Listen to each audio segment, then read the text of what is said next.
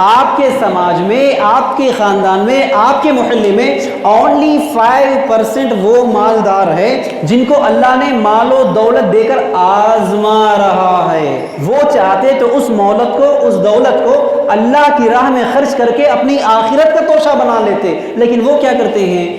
وہ اس دولت کو اپنی بیٹیوں کے شادیوں میں اڑا دیتے ہیں، جس کی وجہ سے ریمائن 95% لوگ ان جیسی شادیاں کرنے میں کوئی سود پر قرضہ لاتا ہے، کوئی کاروبار بیچتا ہے، کوئی کھیت بیچتا ہے، کوئی گھر کے سامنے کا ٹریکٹر بیچتا ہے۔ وہ جو 5% مالدار، 5% امیر لوگ جتنے لاکھوں کی شادی کر رہے، ان کے تعلق سے اللہ تعالیٰ قرآن میں فرماتے ہیں، کہتے ہیں ان المبذرین کانوا اخوان الشیاطین، اسراف کرنے والے، تبذیر کرنے والے، فضول خرچی کرنے والے کون ہیں؟